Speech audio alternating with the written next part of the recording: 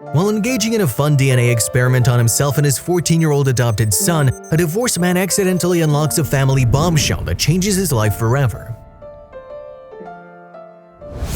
Discovering you have a sibling you never knew existed and that you're actually adopted might sound like something straight out of a movie, but what if it happened in real life?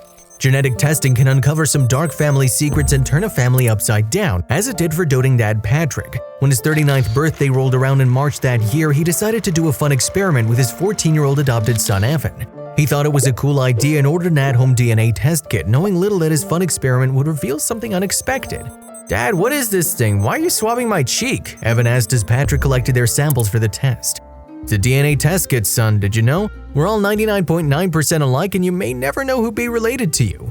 Patrick collected the samples and sent them for testing. He assumed he'd soon get to the bottom of the genetic diseases he might have and gather some information about Evan's birth parents. But what he discovered 3 weeks later was not what he expected. Patrick was thrilled when a notification popped on his laptop. He logged into his password-protected DNA testing account to check the results. "Finally, I can find out more about my son and family tree," he exclaimed, filling in the necessary information to access the results. But the results unraveled something Patrick never expected. His DNA was a 99% match with Evan's, indicating he was the boy's birth father. "What? How can this be?" he shrieked, deciding not to show his son the results until he cracked the mystery. The first thing he did was reach out to the foster home from where he adopted Evan 14 years ago. "Mr. Gilmore, it's so nice to see you. How may I help you?" the caregiver asked him. He was the same man Patrick had contacted 14 years ago regarding Evan's adoption. "I wanted to discuss some details about Evan." "Oh, how is he? Did he adjust well with you? He was always crying here and nobody adopted him because they thought he was unmanageable. I still can't forget the tantrums he threw whenever someone picked him up from the cradle. Thank goodness he now has a loving home." This sounded odd to Patrick considering Evan never cried or threw tantrums as a baby under his care. "Okay, so do you have any contact details of his parents, his mother maybe?" asked Patrick.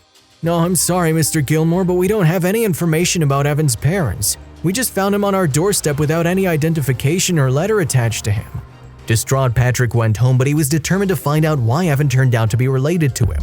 "What am I missing? How is it even possible that this boy's my biological son?" he thought. Then his ex-wife Andrea came to mind. 14 years ago, Andrea and Patrick's marriage hit a rough patch after he refused to try new things to make more money. He had the potential but didn't like taking risks, so he stuck to his low-paying teaching job. His stubbornness and indifference to her nagging about new money-making schemes ended their marriage. They divorced and Andrea walked out of Patrick's life without looking back.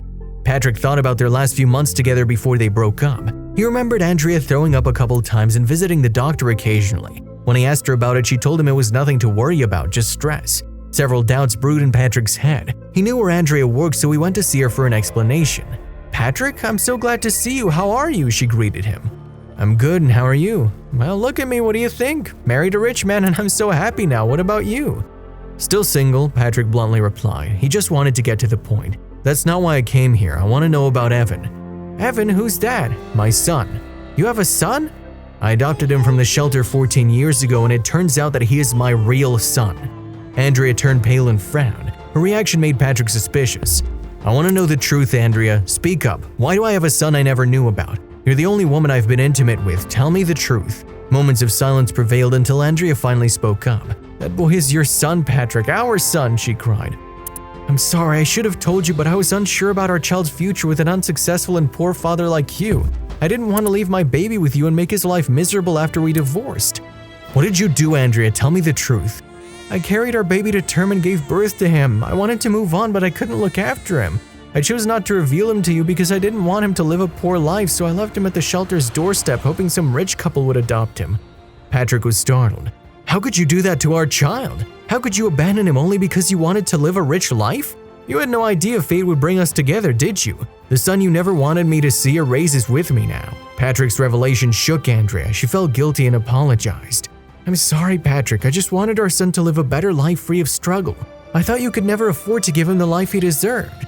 "Your sorry will not make up for the heartbreak I suffered alone until he came into my life. Your rash decision almost kept me from being a father to my son."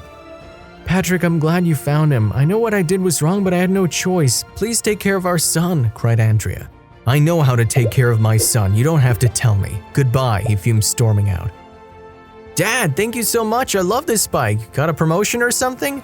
exclaimed Evan upon seeing the mountain bike Patrick bought for him. It was his dream to own one. Honestly, yes, I did, son. I got promoted from being just your adoptive father to actually being your real father." Evan raised an eyebrow, unable to process the meaning behind Patrick's words. But then he smiled and they hugged, father and son.